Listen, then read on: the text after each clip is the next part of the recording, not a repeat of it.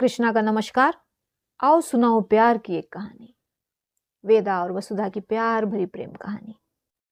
पिछले भाग में हम मिले वसुधा से और आइए तीसरे भाग को लेकर आगे बढ़ते।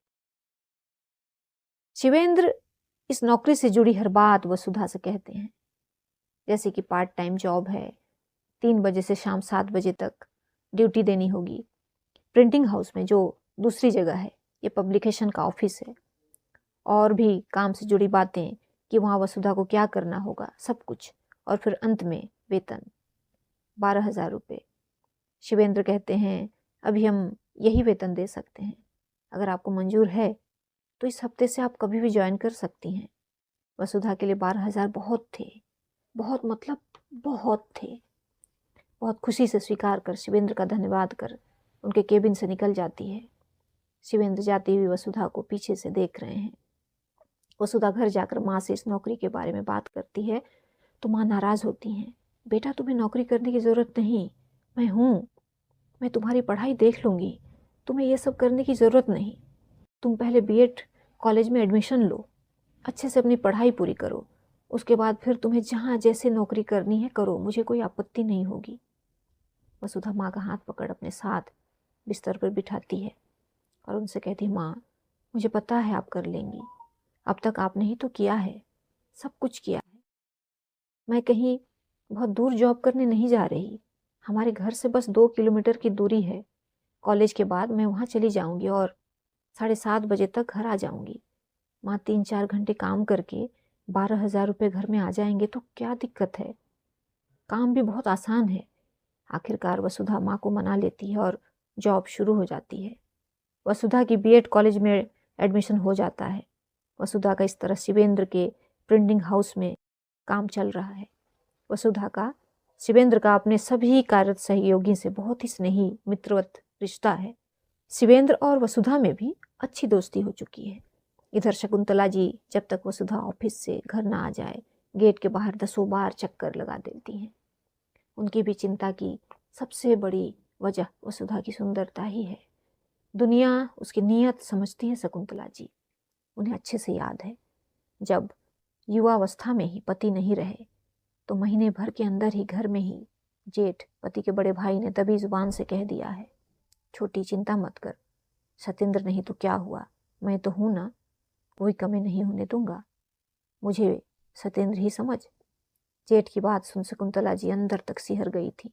वो पड़ोसी जो कभी झांकते नहीं थे, सतेंद्र के रहते नजर उठाकर देखते न थे, वो अब आते जाते टोक कर हालचाल पूछने लगे हैं।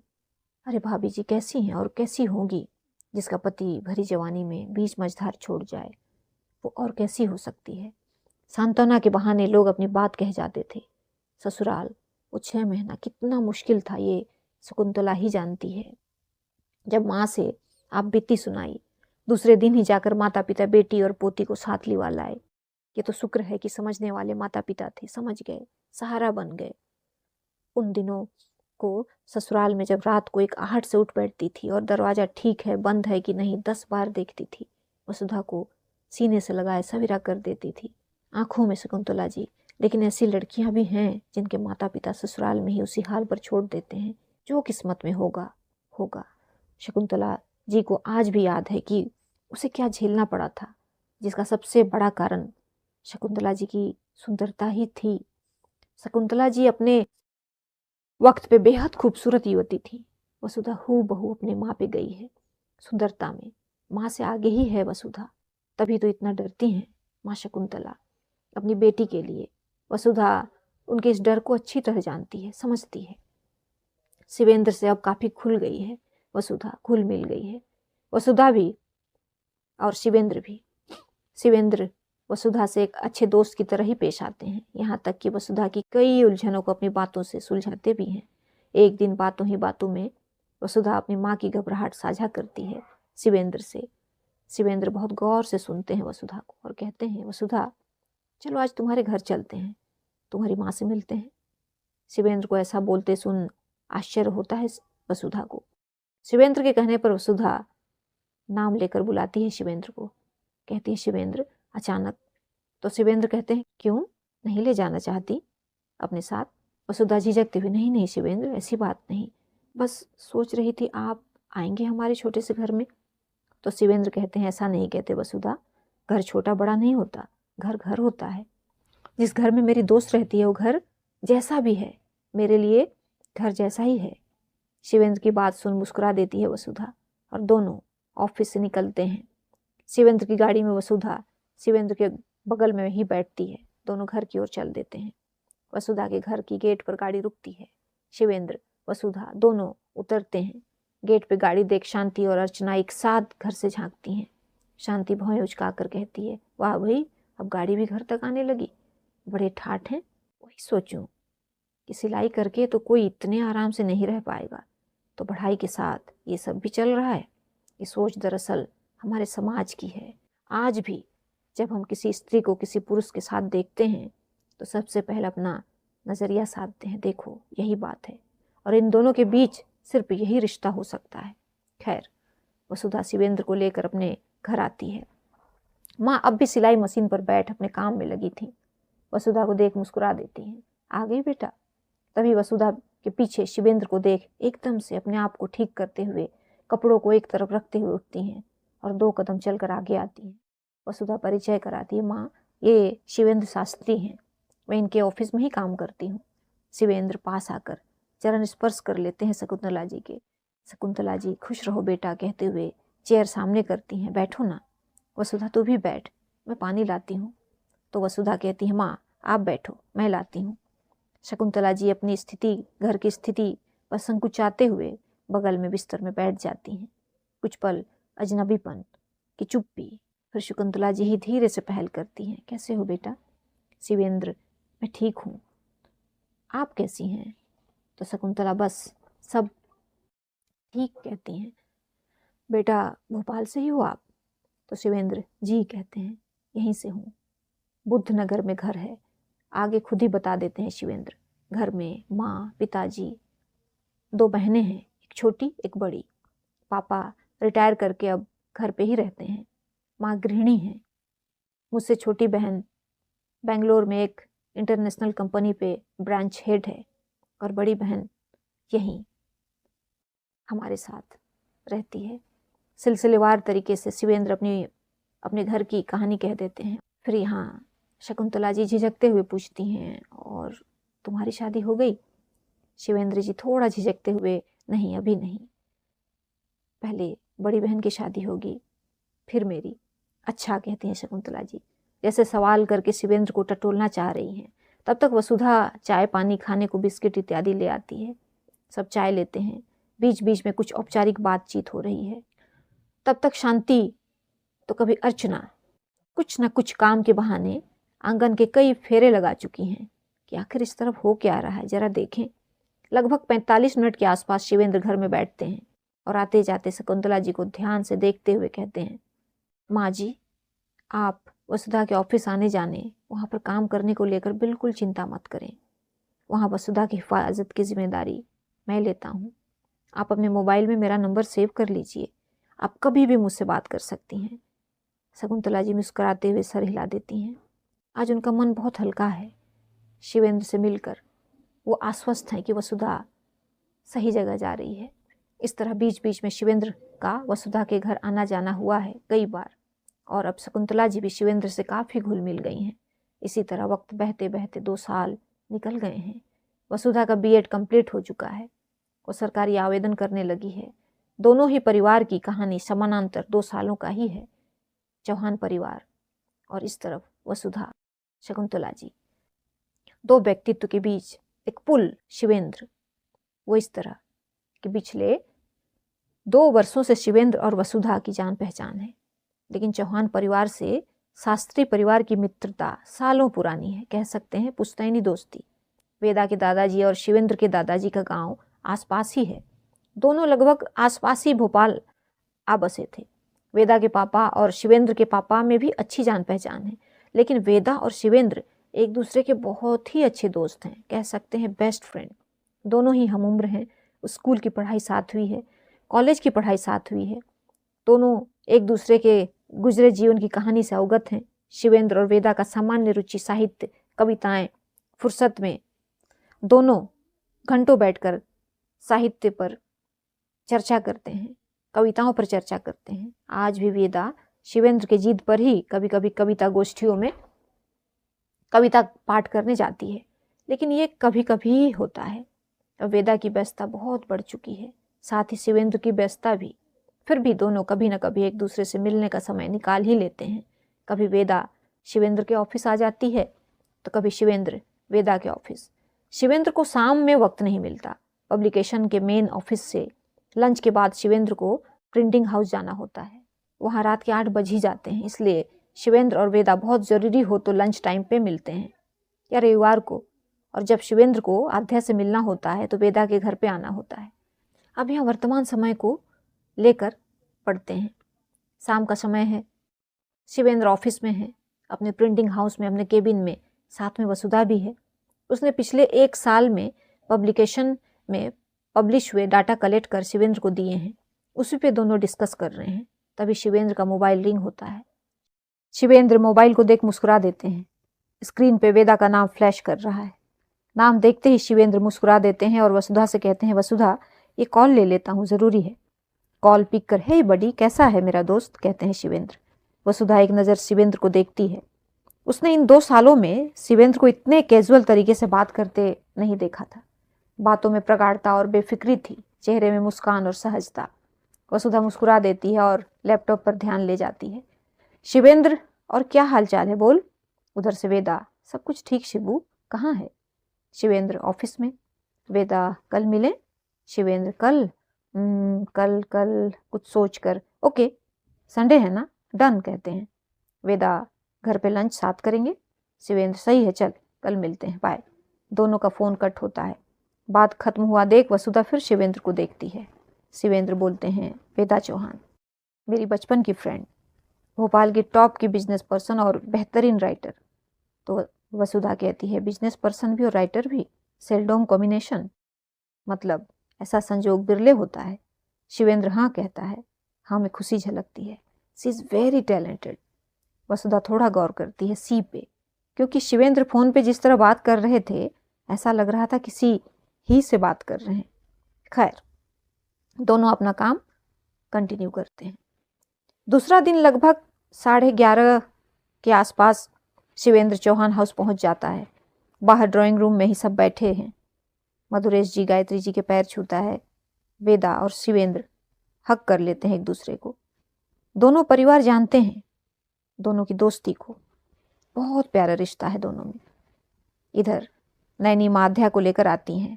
आध्या को देखते ही शिवेंद्र लपक कर गोद में ले लेता है। आध्या पहचानती है शिवेंद्र को। शिवेंद्र की गोद में आराम से मुस्कुरा रही है। पॉकेट से चॉकलेट निकाल आध्या को थमा देता है तो आध्या की मासूम मुस्कुराहट नादान हंसी बनकर पूरे कमरे में फैल जाती है। सबके साथ शिवेंद्र की लगभग आधे घंटे औपचारिक बातचीत होती है। चाय पीने के बाद वेदा और शिवेंद्र वेदा के रूम से लगी जो लाइब्रेरी है वहाँ जाकर सोफे में बैठ जाते हैं। वेदा के लिए ये रूम बहुत खास है। उसकी स्टडी टेबल, कई अलमारियों में करीने से रखी किताबें, गद्य पद्य की स्थापित लेखकों की किताबें, प्रेमचंद की गोदान, गबन, निर्मला, सेवा सदन, रंगभूमि, कर्मभूमि, कहानी संग्रह, जयशंकर प्रसाद की कामायनी, कहानी संग्रह, आंधी, प्रतिध्वनि, फणीश्वर नाथ रेणु की मैला आंचल और भी लेखकों की अमर कृतियाँ, कविताएं, महादेवी वर्मा की कविताएं, सलीके से सजे, सिर्फ सजे नहीं, वेदा ने इन सबको बहुत समय लेकर पढ़ा भी है और इस ज्ञान को अपने जीवन में गुना भी है। शिवेंद्र को पता है लेखन और पठन में वेदा की रुचि। सोफे में बैठते ही शिवेंद्र का सवाल, वेदू क्या लिखा जा रहा है आजकल। वेदा एक लंबी सांस लेकर कहती है, शिवेंद्र आजकल दिल्ली वाले प्रोजेक्ट पर काफ़ी समय देना हो रहा है। हर 10 दिन में दिल्ली आना जाना, यहाँ भी कई शहरों में काम फैला है। पापा अब ट्रैवल कम करते हैं, हमें ही जाना है। ऐसे में आते जाते कभी कभी मोबाइल पे ही कोई कविता या गीत लिख देते हैं। शिवेंद्र मुस्कुरा कर कहता है, तुम्हारी नॉवेल भावना पूरी की तुमने? तुमने कहा था इस बार जब आऊँगा तुम पांडुलिपि दोगी हमें, कहाँ है? सवाल भी और दोस्त का हक भी। वेदा मुस्कुरा देती है तो शिवेंद्र खींचते हुए कहता है, मुस्कुरा मत, पांडुलिपि कहाँ है? अब ये मत कहना कंप्लीट नहीं की तुमने, 2 साल से यही सुन रहा हूँ मैं। वेदा हंस देती है, अरे बाबा इस बार भावना कंप्लीट है। करेक्शन इत्यादि तुम्हें देखना होगा। ओके डन, कहता है शिवेंद्र, वो सब मैं देख लूँगा। शब्दों की शुद्धता इत्यादि भी मैं देख लूँगा। जाते वक्त मुझे पांडुलिपि चाहिए। वेदा कहती है। अब शिवेंद्र गौर से देख रहा है वेदा को। वेदा देखती है, पूछती है, अब क्या हुआ, क्यों घूर रहा है, अब क्या पूछना है, पूछ। तो शिवेंद्र गंभीरता से कहता है, ये सवाल मेरी दोस्त वेदू से नहीं, आध्या के मापा से। वेदा गौर से शिवेंद्र को देखती है। हाँ, कहती है, तुमने गौर किया है, अपने बिजी शेड्यूल में तुम आध्या की बस पार रह गई हो, माँ नहीं। क्या मतलब, कहती है वेदा। शिवेंद्र, मतलब ये कि आध्या जैसे जैसे बड़ी होगी उसे ममता के गहरे छांव की जरूरत होगी जो हर पल उसे लग कर रहे। वेदा बीच में बोलती है, तो क्या वो छांव हम नहीं दे सकते आध्या को? शिवेंद्र, हाँ दे सकती हो, तुमने दिया भी है आध्या को। इस तरह अपना लेना कोई छोटी बात नहीं। वेदा कहती है, आध्या ने हम सबको अपनाया है शिवू, उसके आने से लाइफ बिल्कुल बदल गई है। और जब हम नहीं होते घर में तब माँ होती है ना आध्या के साथ। शिवेंद्र, वेदू मैं जानता हूँ आध्या के पास सब कुछ है, लेकिन सोच, अगर पा में तेरा संरक्षण और माँ में तेरी कोई साथी समा जाए तो। वेदा एक नज़र शिवेंद्र को देख दूसरी तरफ देखती है और कहती है, इसकी जरूरत नहीं शिबू, आध्या के माँ पा में कोई भेद नहीं, ना अभी ना कभी। शिवेंद्र गौर से देख रहा है वेदा को और फिर एक वाक्य जो लाइब्रेरी में कहीं से खींच कर सन्नाटा पसार देता है। शिवेंद्र की हल्की आवाज गूंज जाती है वेदा के कान से लेकर पूरी लाइब्रेरी में, तो अब भी स्नेहा को भूली नहीं ना। एकदम से वेदा के सांसों की लय बिगड़ती है, तो अब भी स्नेहा को भूली नहीं ना। एकदम से वेदा की धड़कनें अस्त व्यस्त होती हैं, तो अब भी स्नेहा को भूली नहीं ना। एकदम से वेदा उलझ जाती है अपने पिछले 10 सालों में, अपने उम्र के 22वें साल में स्नेहा से मुलाकात, 5 साल का रिश्ता, अपने 27वें साल तक फिर जुदाई, हमेशा की अस्थाई जुदाई। 5 साल हो गए स्नेहा को गए। वेदा को एकदम से लगा जैसे दम ही ना उखड़ जाए कहीं। शिवेंद्र ने वेदा के उस जख्म पे हाथ रख दिया था जो कभी भरा नहीं वेदा के अंदर। नासूर बन रिश्ता ही रहा, रिश्ता ही रहा। वेदा झटके से टेबल पर रखे पानी के बोतल को खोल पानी पीने लगती है, जैसे कुछ दिल से निकल कर गले से होते हुए बाहर का रुख ले रहा हो, और बाहर आने के डर से वेदा ने पानी का घूंट भर उसे वापस अपने अंदर ढकेल दिया हो। जैसे आंखों का भारीपन, गीलापन, बेचैनी साफ दिख रही है शिवेंद्र को, लेकिन शिवेंद्र चाहता है कि वेदा बोले, खाली हो जाए, क्योंकि ये सवाल सिर्फ और सिर्फ शिवेंद्र ही पूछ सकता है वेदा से, और कोई नहीं जानता, भी कोई नहीं माँ पापा के अलावा, और वो ये बात छेड़ेंगे भी नहीं। स्नेहा का नाम वेदा के आगे कोई ले सकता है तो वो शिवेंद्र है। शिवेंद्र वेदा को शांत होने का पूरा समय देता है। थोड़ी देर में वेदा सहज होती है और कहती है, शिबू कुछ और बात करें? तो शिवेंद्र कहता है, मुझे बाहरी बातें नहीं करनी, मुझे तेरे अंदर की बात करनी है तुझसे। वेदा कहती है, उससे क्या होगा? अगर कुछ नहीं होगा तो निकाल स्नेहा को अपने अंदर से, क्यों फिजूल बिठा रखा है उसे? अपनी दुनिया में खुश है वो, पड़ी नहीं उसे तुम्हारी। वेदा कहती है, अपनी मर्जी से उस दुनिया में नहीं गई है शिबू। शिवेंद्र, अच्छा, अपनी मर्जी से 5 साल तेरे साथ रिलेशन में रह सकती है, लेकिन जब जिंदगी भर साथ रहने की बात आई तो हथियार डाल दिया। तुमने तो नहीं डाला, अपनी बात रखी ना सबके सामने। उसके लिए आसान नहीं था शिबू, हमारे माँ पापा राजी थे, कहती है वेदा। उसके नहीं, तुम्हारे साथ रिलेशन में आने से पहले अपने माता पिता से क्यों नहीं पूछा उसने? प्यार करना होता है तो मर्जी से अपनी कर लेते हैं, जब निभाने की बात आती है तो माता पिता का चेहरा देखते हैं, परिवार की समाज की दुहाई देते हैं। ये क्या बात हुई? कहता है शिवेंद्र। वेदा कहती, शिवू हमारी तरह के रिश्ते आसान नहीं होते जीने और निभाने को। ओह वेदू, मैं क्या कहूँ तुम्हें, कितनी आसानी से माफ किया है तुमने उसे, और उसके नाम पे आज भी घुटन है तुम्हारे अंदर। जानकारी तो है ही तुझे, अपनी दुनिया में अपने पति के साथ, अपने 4 साल के बेटे के साथ बहुत खुशहाल जिंदगी जी रही है स्नेहा। वेदा कुछ नहीं कहती, नजरें झुका लेती है। लाइब्रेरी में कुछ पल की चुप्पी। लाइब्रेरी की किताबों में रखे वो गुलाब जो सूख तो गए थे लेकिन यादें बनकर बरकरार थे। किसी की उम्र 10 साल, किसी की 9 तो किसी की 6 साल। कान लगाए वेदा और शिवेंद्र की बातें सुन रहे थे। वो सूखे गुलाब, एक लंबा सफ़र तय करके, और शायद शर्मिंदा भी थे क्योंकि वो गवाह थे उन दिनों के जब दो दिल गहरे प्रेम में थे। स्नेहा ने वो लाल गुलाब वेदा को भेंट किए थे, कितने ही प्यार भरे वादों के साथ। उन गुलाबों को सब पता है कि वो वादा कौन पूरे कर रहा है और किसने अधूरे छोड़ दिए हैं। अकस्मात शिवेंद्र की आवाज़ गूंजती है, वेदू छोड़ अब स्नेहा को, आगे बढ़, अपने अंदर का दरवाज़ा खोल, तभी तो कोई अंदर दाखिल होगा। ईश्वर इतने नेक दिल को कभी अधूरा नहीं छोड़ सकता। उसने किसी लाजवाब इंसान को बनाया है तेरे लिए, तो इजाज़त तो दे इस ब्रह्मांड को, वो ले आएगा उसे तेरे लिए, आध्या के लिए। वेदा शिवेंद्र पर नज़र डालते हुए, शिबू बस बहुत हुआ हमारा, तो अपनी बता। बात बदलते हुए, लगभग बातों का रुख मोड़ते हुए, कोई लड़की पसंद आई, प्यार व्यार हुआ तुझे? शिवेंद्र मुस्कुरा देता है, तुमने बात बदल दी ना? तो वेदा कहती है, प्लीज शिबू। शिवेंद्र कहता है, एक लड़की तो पसंद आई है, प्यार भी हुआ है। तो वेदा, ओह छुपा रुस्तम, कहती है, पूछा तो बता रहा है। तो शिवेंद्र कहता है, बताने वाला था, याद कर इस तरह फुर्सत से हमारी कब बात हुई है? वेदा कहती है, शादी कब करेगा? तो शिवेंद्र कहता है, वेदू पहले दीदी की शादी बहुत ज़रूरी है, पता नहीं क्यों सब कुछ तो सही है फिर भी उनकी शादी क्यों रुक रही है? माँ पापा कभी कभी बहुत परेशान हो जाते हैं। वेदा हाथ थाम लेती है शिवेंद्र का और कहती है, शिबू हो जाएगी, इतना मत सोच। तभी बाली आता है और वेदा से कहता है, दीदा माँ खाने के लिए बुला रही हैं आप दोनों को। वेदा हाँ में सर हिला देती है। दोनों उठते हैं, जाने लगते हैं। तभी शिवेंद्र कहता है, पांडुलिपि दे मुझे। वेदा मुस्कुराते हुए पांडुलिपि निकाल अपनी भावना शिवेंद्र को थमा देती है। दोनों नीचे चल देते हैं। नीचे डाइनिंग टेबल पर खाना लग गया है। मधुरेश जी टेबल पर इंतजार कर, गायत्री जी बगल में बैठी हैं। बाली भोली खाना अरेंज कर रहे हैं। हैंड वॉश कर शिवेंद्र पांडुलिपि वहीं टेबल पर रख दोनों कुर्सी खींच बैठ जाते हैं। शाकाहार जो चौहान हाउस में बनता है भोजन, शिवेंद्र भी वेदा की तरह ही शाकाहारी हैं।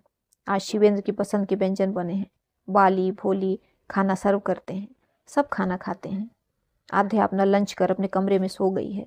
भोजन हो जाता है, फिर वहीं सोफे पे थोड़ी देर सबकी बातचीत, और फिर शिवेंद्र सबसे अनुमति लेकर घर निकलता है। माँ पापा अपने कमरे की ओर, वेदा पहले आध्या के कमरे में जाती है जो उसके कमरे से लगकर है। एक तरफ लाइब्रेरी, एक तरफ आध्या का रूम, बीच में वेदा का रूम। आध्या के पास जाकर माथे को चूमती है, कुछ पल निहारती है मुस्कुराकर, फिर नैनी माँ को देखती है और कमरे का दरवाज़ा धीरे से जाते जाते बंद करके बाहर निकल जाती है। अपने रूम में नहीं जाती, सीधे लाइब्रेरी में जाती है। और आज का भाग यहीं तक। अगले भाग में फिर मुलाकात होगी। ये तीसरा भाग है। कहानी आपके समझ में कुछ कुछ आ रही होगी। बस इतना है कि जो सुन रहे हैं कहानी के बारे में ज़रूर कुछ बोल कर जाएं, ताकि हमारी समझ में भी आए कि कहानी चल रही है तो कैसे चल रही है और आपको कितना समझ आ रही है। आभार। शुभ विदा।